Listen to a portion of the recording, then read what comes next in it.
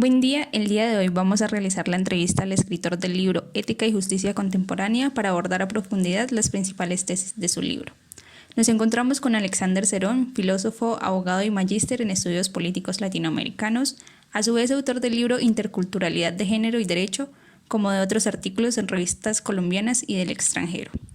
Muchas gracias, Sofía García, Fernando Huacán, por invitarme a esta entrevista que no es una entrevista cualquiera, sino es una entrevista que, digamos, tiene un eco a nivel cultural y a nivel filosófico, no solamente en el Cauca, sino a nivel también internacional, debido a que ya a varios años se me han publicado textos no solamente en Colombia, sino también en el extranjero. Por lo tanto, esta es una entrevista que tiene bastante eco, no solamente en Popayán, sino a nivel internacional, por la irrupción del texto Ética y Justicia Contemporánea. Muy amables. Muchas gracias a usted por concedernos este espacio. Vamos a realizar una serie de preguntas a continuación. ¿Nos podrías comentar acerca de las diferencias y relaciones entre lo que es ética y moral? Sí, hay una diferencia entre ética y moral desde lo etimológico y desde la parte conceptual, y vamos a abordarla primeramente de la parte etimológica.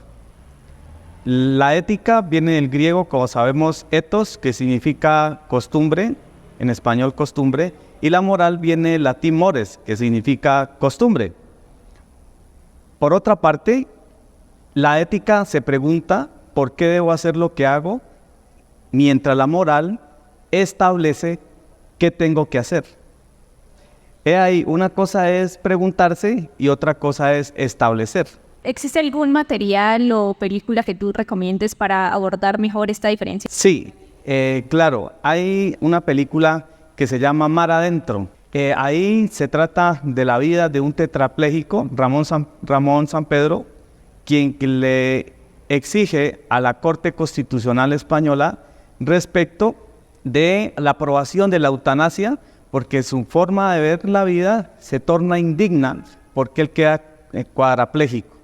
Por lo tanto, en la película se puede ver personajes como Julia, la abogada, que pese a que pierde la acción de tutela en la Corte Constitucional Española, ella, pues, la postura es un poco ética. Al contrario del padre, hay un sacerdote que se vincula también a la película, pero él sí ejerce un papel protagónico dentro de la moral, porque justamente en unos tramos de la película, se puede hablarlo así de tramos o momentos, él le dice a Ramón, la vida solamente la quita Dios, la vida tiene sentido, pero si es por mandato de Dios que quita la vida, el único autorizado para quitar la vida, le dice el sacerdote a Ramón, es Dios. Por lo tanto, pues es una postura religiosa. Está también Rosa, la comunicadora social, que de una u otra forma tiene una postura ética, porque desde su trabajo como comunicadora tal vez establece ella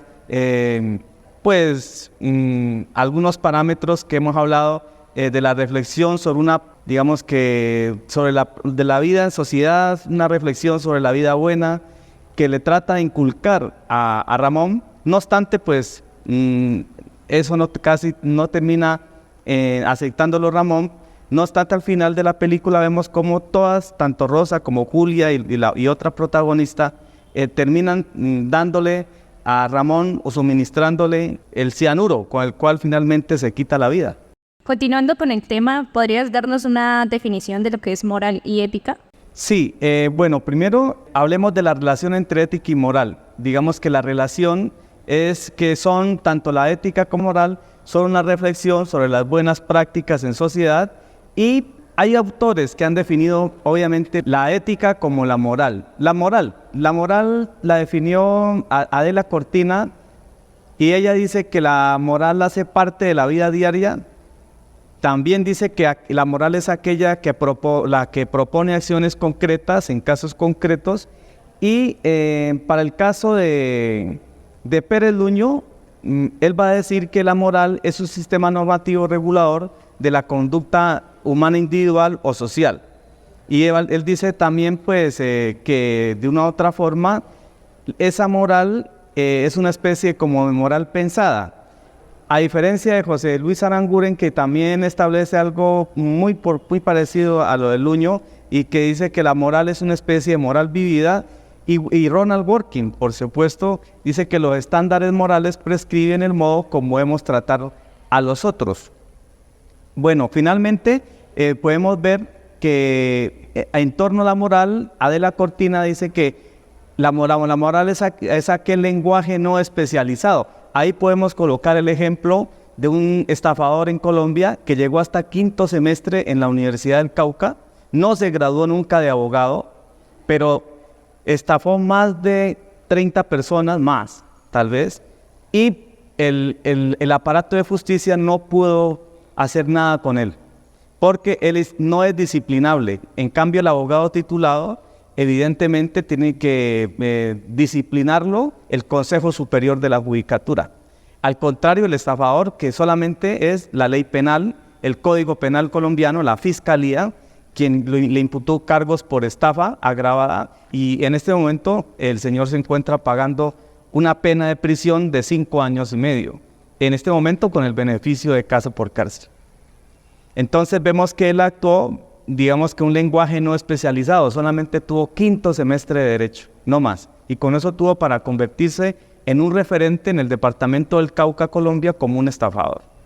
Y en cuanto a la ética, vemos que la ética, según Adela Cortina, es la reflexión filosófica respecto a la moral. Vemos que la ética para Dworkin es aquella que prescribe el modo como debemos vivir nosotros mismos, mientras Adolfo Sánchez Vázquez, que es colombiano, por supuesto, dice que la ética es la teoría o la ciencia moral de los hombres en sociedad, mientras que para Aranguren dice que la ética es una moral pensada. Y en el caso de Victoria Camps, ella va a decir que la tarea de la ética no es resolver los conflictos, al contrario, la tarea de la ética es plantear los problemas. Y bueno, y desde mi perspectiva, desde el libro Ética y Justicia Contemporánea, defino que la ética es una moral reflexionada contextual. ¿Qué quiere decir? Que vinculo el contexto de donde subyace la ética contextual, ligada al concepto de interculturalidad, ¿sí? Y de una u otra forma es aquella que vincula virtudes como ética, solidaridad y dignidad humana. Ese es en sí el trasfondo de mi libro Ética y Justicia Contemporánea. Gracias. Una vez que trajiste a colación ese caso del chico que es estafador, ¿cómo nos podrías explicar las diferencias entre lo que es moral y derecho?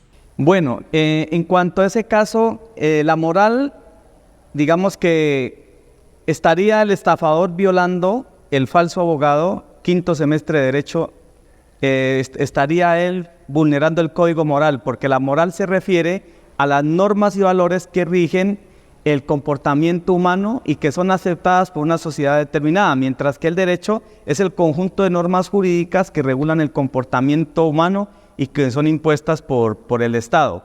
Ahora, en la moral el hombre actúa con autonomía, en cambio en el derecho se actúa por medio de sanciones. Ahora, hay en la moral, digamos que las normas morales son solo normas que son voluntarias de cumplirlas o no. En el derecho las normas son de carácter obligatorio. Para entender lo que es ética, debemos remontarnos a sus inicios en la ética griega. ¿Cómo se describe la ética de esta época? Sí, un referente para decir qué es la ética griega, evidentemente, es Aristóteles, quien dice que pero Aristóteles se remonta a 384 a 322 a.C., y en otras palabras, la ética, o tal vez para sintetizarlo en demasía, la ética desde la perspectiva de Aristóteles es la práctica de unas virtudes. ¿Cuáles son esas virtudes? Felicidad, ética, magnificencia y liberalidad. La felicidad es una forma de ser que perfecciona la naturaleza humana. La ética se alcanza por la práctica de las virtudes que ya hemos hablado, magnificencia, liberalidad y la amistad, que según Aristóteles es un gran valor. Y la magnificencia quiere decir que es la virtud de gastar, digamos que de gastar grandes sumas de dinero en obras nobles y grandes, y la liberalidad es la virtud de gastar dinero de manera moderada y justa, de tal manera pues de que debe haber un equilibrio, que es lo que nos propone Aristóteles entre estas virtudes.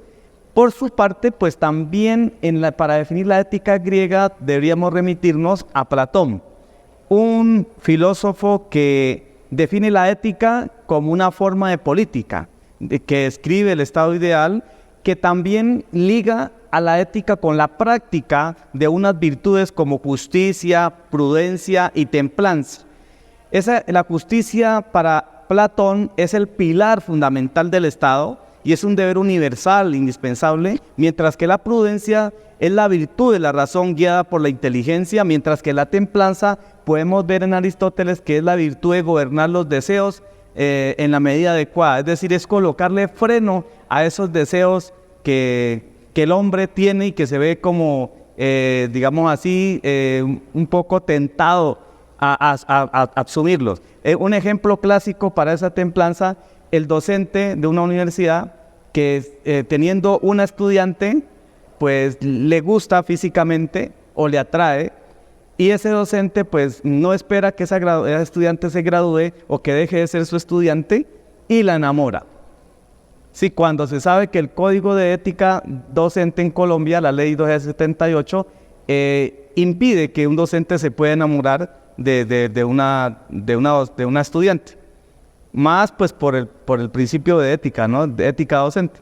Y después de la ética griega viene lo que es la ética medieval. ¿Qué ideologías se tenían en cuanto a este concepto? La ética medieval se puede resumir en una palabra. Es una ética teocéntrica, es decir, el centro de todo es Dios.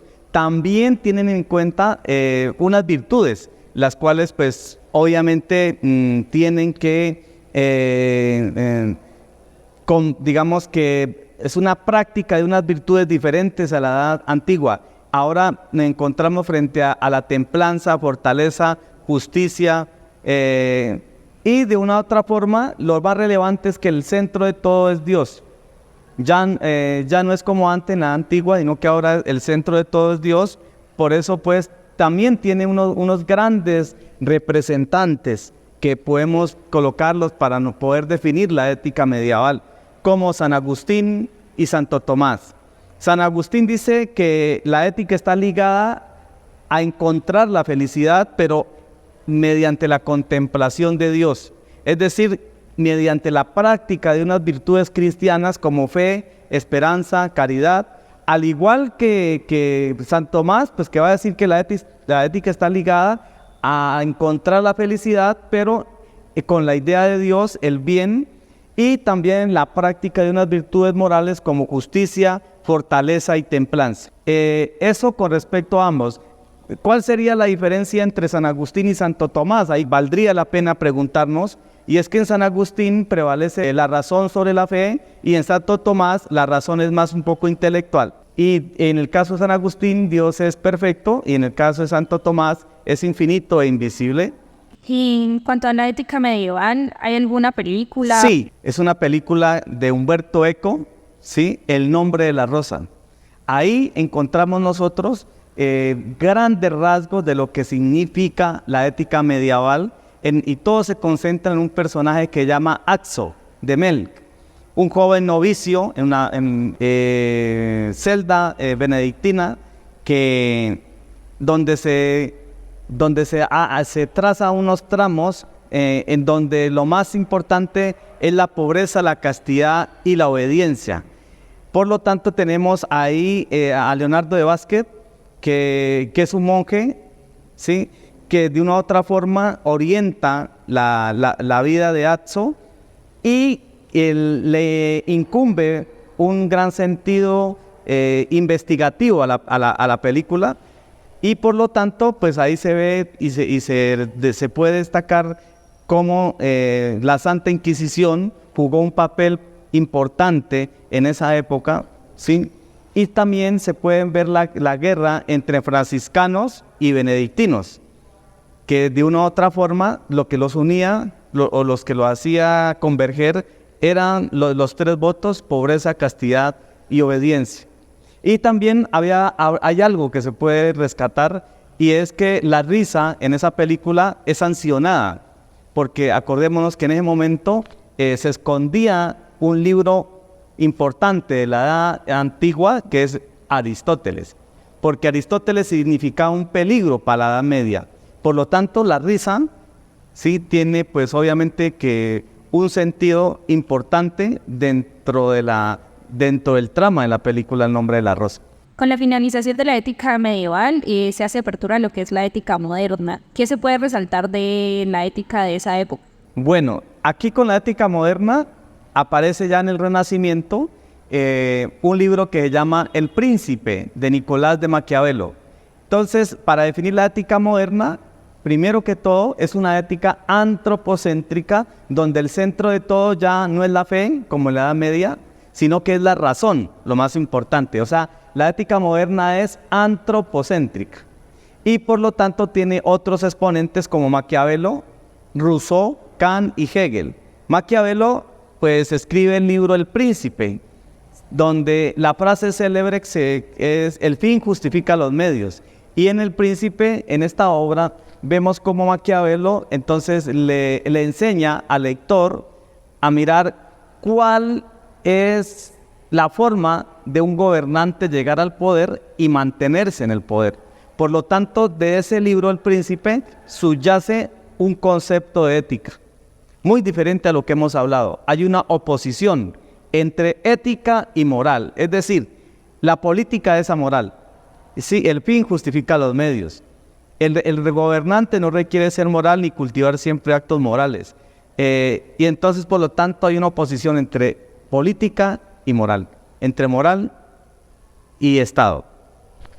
Y en el caso de Rousseau, vemos que obviamente que la ética está ligada al contractualismo social. Es decir, ya Hobbes nos había hablado de que los hombres salen de ese estado salvaje para pasar, digamos, al estado de leyes, a un estado contractual, porque el hombre es un lobo para el hombre, va a decir Hobbes.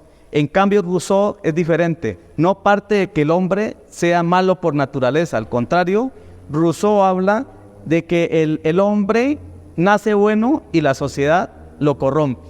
Y lo que lo motiva a pasar de ese estado conflictivo es el deseo de que le defiendan la propiedad.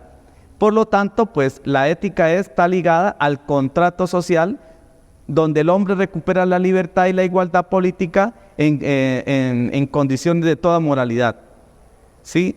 Por eso para Rousseau el hombre natural es premoral y sale de ese estado cuando se relaciona con otros en el paso del estado contractual de leyes. Mientras que Kant, la ética para Kant, el centro de la ética es el hombre y su razón. Es decir, la ética está ligada a unos imperativos categóricos, es decir, tratar a los otros como un fin en sí mismo y nunca como medio. Y en el caso de Hegel, 1770-1831, el centro de la ética es la sociedad. La moral es objetiva, concreta y se expresa en las instituciones del Estado. La ética se realiza en el Estado, la familia, la sociedad civil. En la ética moderna, su máximo exponente para mí es Immanuel Kant, porque él habla de la ética en términos de digámoslo así, de un imperativo categórico. Es decir, para Kant, la ética es, en palabras sencillas, trata a los otros como un fin en sí mismo y no como un medio. Ahora, todo nuestro conocimiento arranca desde el sentido y pasa al entendimiento y termina en la razón. La felicidad no es un ideal de la razón, sino de la imaginación. La mayor perfección del hombre es cumplir el deber por el deber. Es decir, el hombre debe actuar por deber, mas no por alcanzar algo. ¿Sí? Mas no por una recompensa. Por último llega la ética contemporánea. ¿Qué nos puedes comentar acerca de la ética en este periodo? Sí, la ética contemporánea yo tomo como punto de partida el pensamiento de John Rawls y posteriormente Habermas y bueno, anteriormente Nietzsche y Marx. Pero yo diría que voy a profundizar en Rawls y Habermas, ¿sí? Porque Rawls, digamos que tiene un pensamiento que se puede sintetizar, o una ética que se puede sintetizar así. La ética para Rawls es procedimental, porque al contrario de Rousseau, que ya hablamos, que es contractual, Rawls propone la posición original en su libro Una teoría de la justicia, y después, en 1971, y después Liberalismo político, en 1993, de donde él habla de donde se puede abstraer de que la ética es una ética procedimental, de donde nacen principios de libertad y el de justicia. Y está ligada en el concepto de justicia a tratar a los menos aventajados de la sociedad para nivelar las cargas tanto de bienes sociales. Y es una ética formal porque las normas generales que regulan casi, según él, deben regular a todos los hombres, y que todos los hombres aspiran, obviamente, a una clase de bienes sociales primarios. Cuando ahí está la crítica, no todo el mundo desea esos bienes sociales primarios que dice Rawls. Por ejemplo, en el Cauca, la gente no está solamente sedienta por los bienes sociales primarios, sino por el respeto de la cultura y también el reconocimiento de unas comunidades indígenas. Mientras que pues él habla también, Rawls, de una ética que se puede interpretar, que critica el utilitarismo, porque el utilitarismo asume la felicidad como maximizar el placer, y también porque el utilitarismo dice que prima la eficiencia sobre la justicia, y Rawls dice todo lo contrario, la justicia prevalece sobre la eficiencia, ¿no? Y también la ética en Rawls es una ética de la autonomía, porque Rawls sigue siendo kantiano hasta 1993, porque el hombre, según Rawls, actúa por deber, por autonomía, el sujeto ético actúa por autonomía y no porque otro le diga.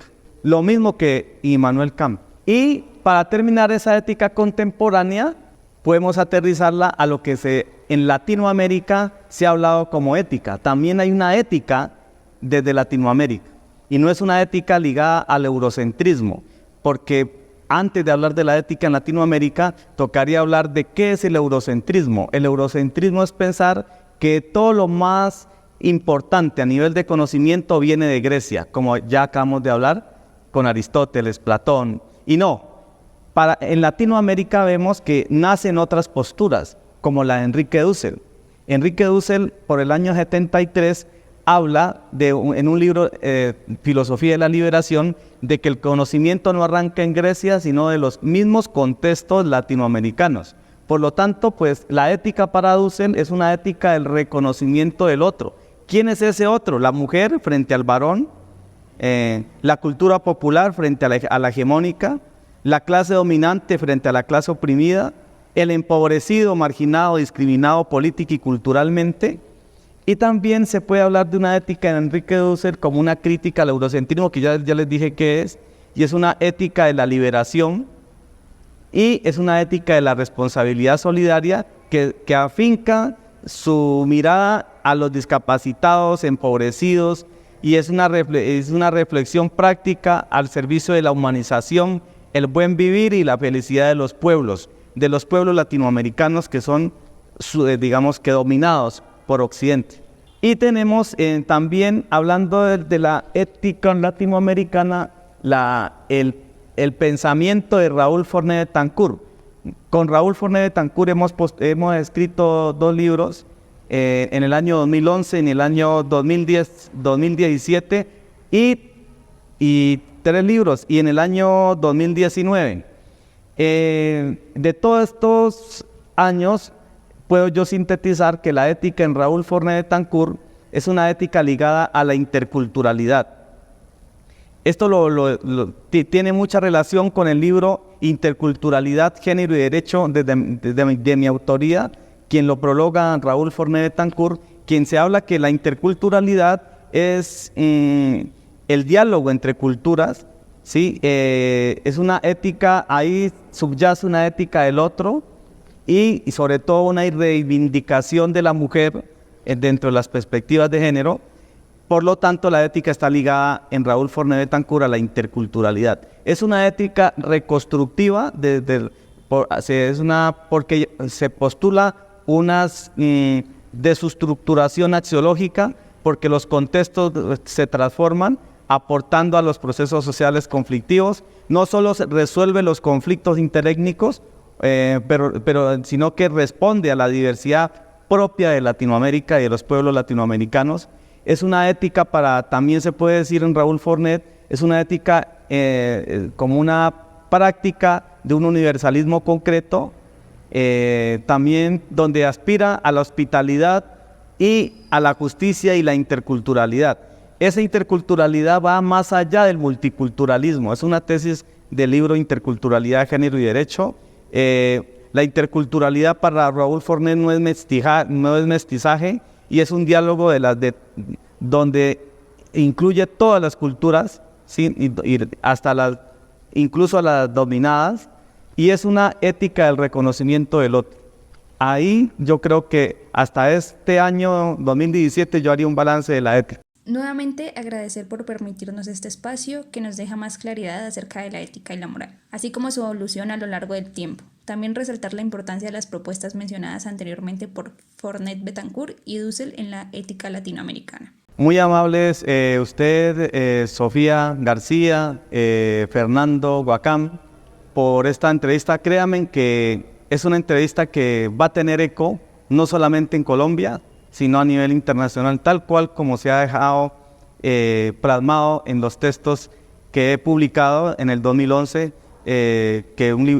con el libro Estudios de una filosofía intercultural, quien tuvo su eco primero en Brasil, luego en Venezuela y otra vez en Perú y otras partes de Latinoamérica, y finalmente tuvo eco aquí en Colombia.